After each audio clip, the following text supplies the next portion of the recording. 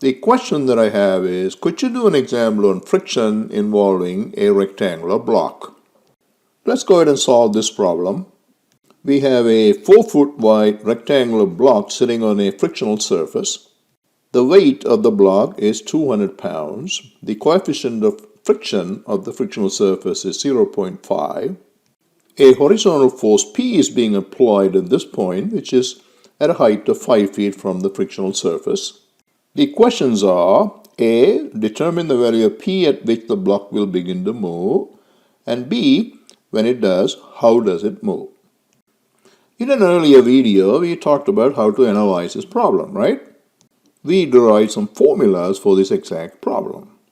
So instead of going through the steps again, we could simply apply those formulas to solve this problem. Or we could work from the basic principles. So let's go ahead and do it both ways. First, let's solve this from the basic principles. Let's first assume that the block moves by sliding. Then this is the free body diagram for that mechanism. In addition to the weight of 200 pounds and the horizontal force of P, we have the normal force and the shear force at the bottom of the block. Let's denote the horizontal distance, the location of the normal force N, as x. We see that there are 4 unknowns in the problem, F, N, P, and x. We can write down 3 equilibrium equations and 1 friction equation relating F to N. So we'll have 4 equations available to us. Therefore, the problem can be solved. So here are the 4 equations. This is the force equation in the horizontal direction. This is the force equation in the vertical direction. This is the moment equation about point O. And this is our friction equation. Next, we determine if sliding is the viable mechanism. To this end, we are going to first find a value of x. From equation 3, we have this expression for x. But from equation 1, we know P equals F, right? But then equation 4 tells us that the ratio between F and N should be mu. And therefore, x becomes equal to 5 times mu. Mu is 0.5. And therefore, x works out to be 2.5 feet, which we know is greater than 2 feet. And therefore, sliding is not a viable mechanism. It's going to tilt. Now we repeat the analysis using a free body diagram that is suitable for tilting. When the block moves by tilting, the contact between the block and the surface moves all the way to the corner, right? This is the free body diagram corresponding to that mechanism. We have 3 unknowns in the problem, F, N, and P, and we can write down 3 equilibrium equations, and therefore the problem can be solved. Here are the details of the analysis. Here is the force equation in the horizontal direction, and here is the force equation in the vertical direction. Here is the moment equilibrium equation about point O.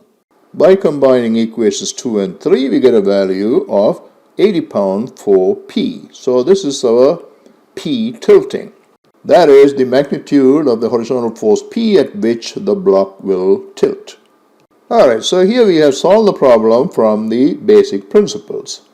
The nice thing about this approach is that this methodology can be extended to another block problem where the block may not be exactly rectangular, it could have a different shape.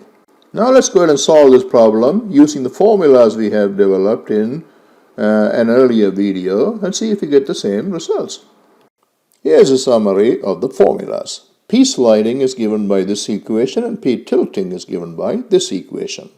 If sliding to occur before tilting, H must be less than or equal to B over 2 mu, or P sliding must be less than or equal to P tilting, or X, which is given by this equation, must be less than or equal to B over 2. If any of these conditions are violated, then tilting is the viable mechanism. In other words, if H is greater than or equal to B over 2 mu, or P sliding is greater than or equal to P tilting, then the block is going to move by tilting. Here we see that using any one of these 3 conditions, we reach the same conclusion, which is that the block moves by tilting.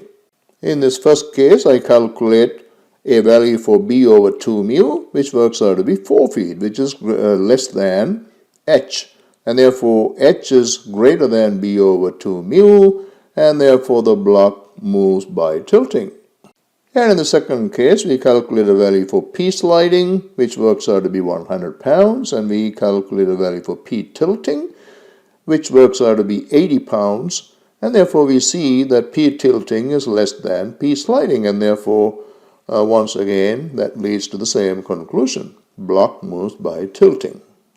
And in the third case, I calculate a value for h by this equation, and that works out to be 2.5 feet, and that happens to be greater than half the width of the block, which is 2 feet, and therefore once again we reach the same conclusion. Block moves by tilting. In the process, we also answered our question, which is that the block moves by tilting when the value of p reaches 80 pounds. The answer is the same as the one we got by working from the first principles.